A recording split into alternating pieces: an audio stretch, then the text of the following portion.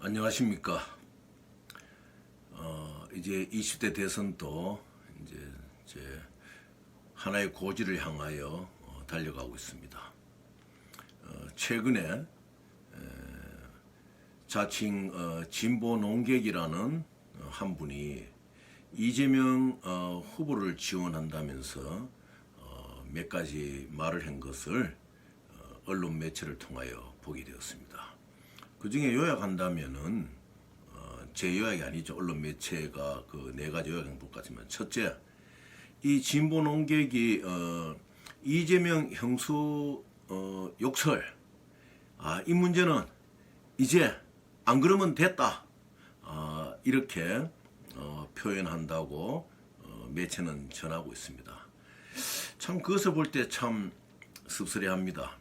지금 이재명 후보가 국민들에게 사과 모드로 감으로 인해서 뭐 여러 가지 좀 지난날 인식에서 좀 좋아지고 있는 이때에 구태여 이재명 후보를 도운다고 나왔는 진보 농객이 형수욕설, 이재명 형수욕설, 이제 안 그러면 됐다, 이러한 발언을 한다는 것은 도움이 되지 않는다고 생각합니다.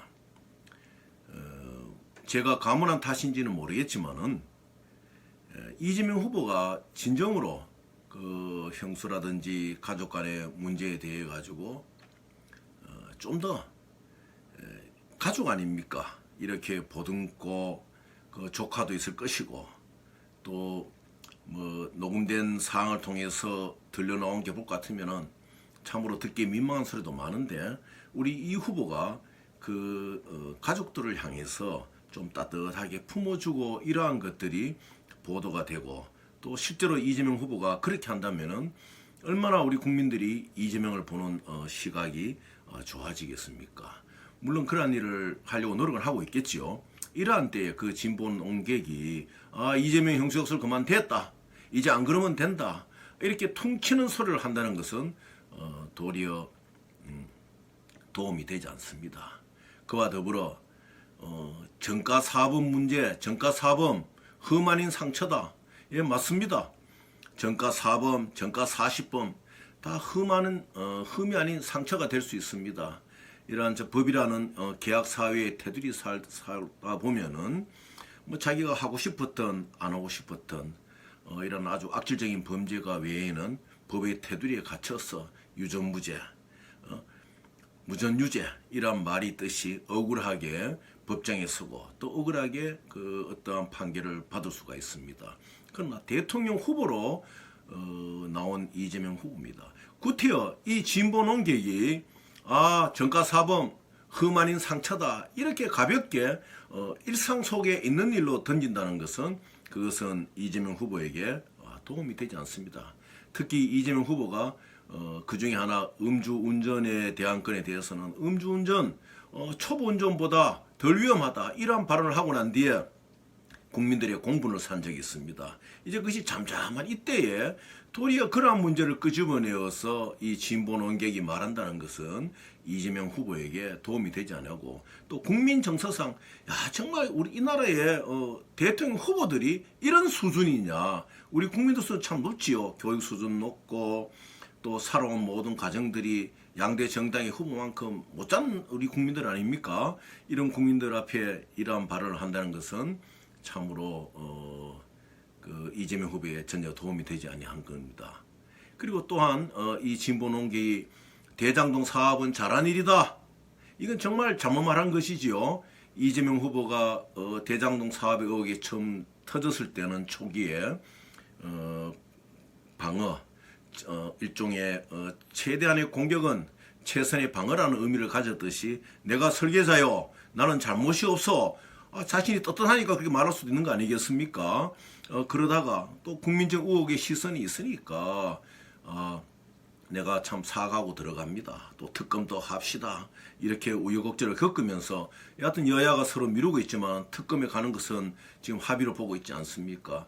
또 이러한 상태로 잘못하다 보면은 참 우리 어떤 큰 사건 같은 데 보면은 피의자들을 보호해야 될 때가 있어요.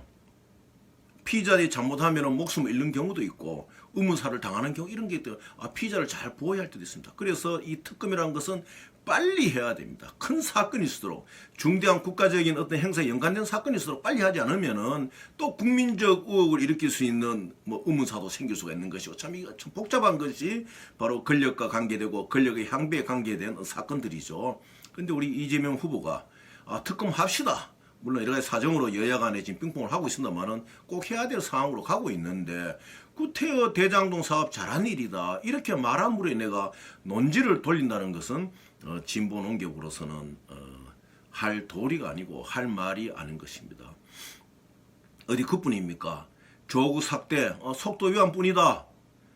일반 국민들은 카메라 안 보이는데 속도 위반 막 하는데 조국에게만 GPS 붙여가지고 가태로 무느냐?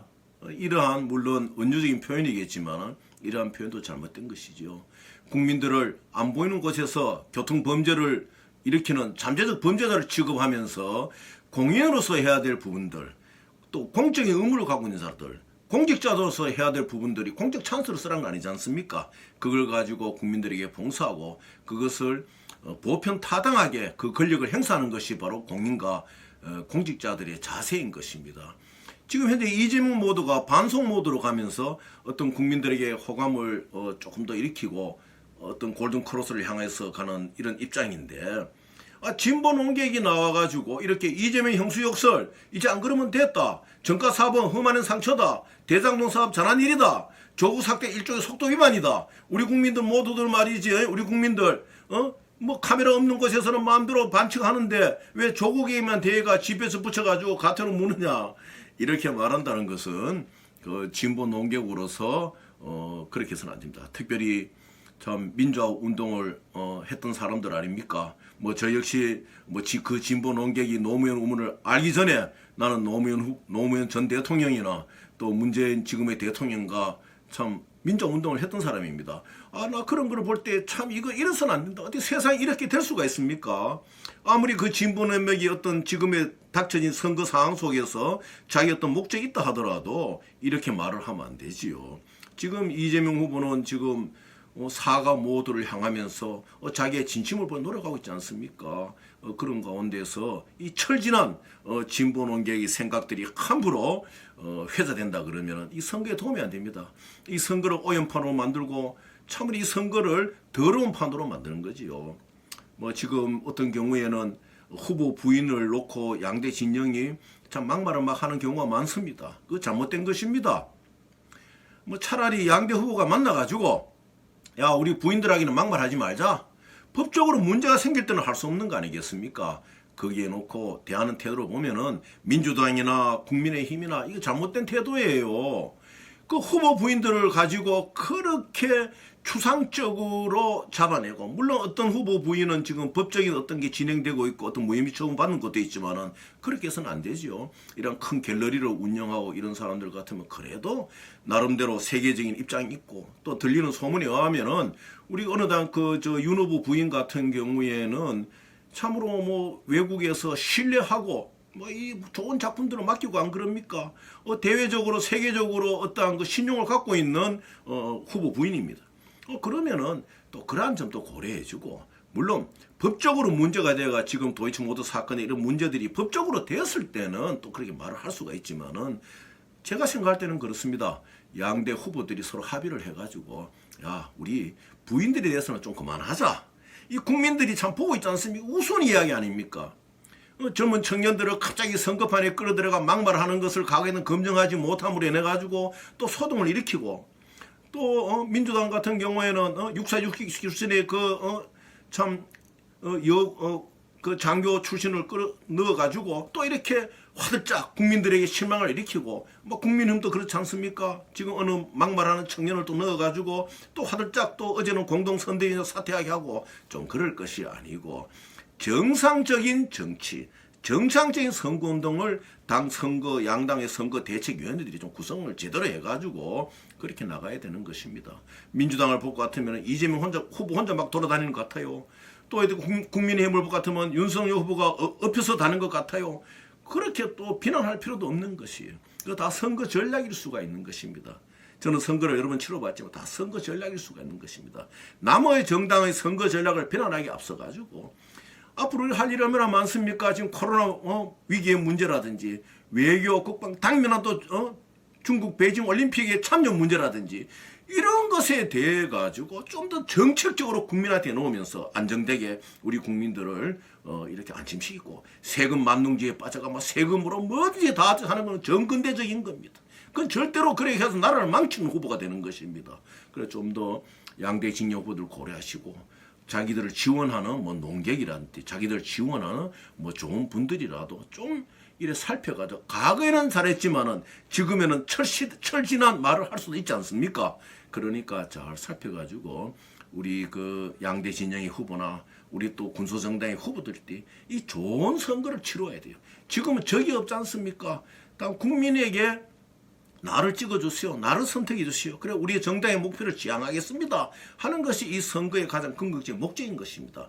왜 그렇게 양당의 후보, 주요 양당의 후보들이 서로 부인들을 헐뜯습니까? 그렇게 하지 마세요.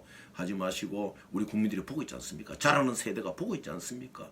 또 너무 젊은 청년들, 어린 청년들을 선거판에 끼어들어가지고 검증도 없이 끌다 그 청년들의 상처를 주고 그거 다 어른들의 책임 아닙니까? 양 후보의 책임입니다. 그런 것은. 또 양대 진영의 전략가들의 책임입니다.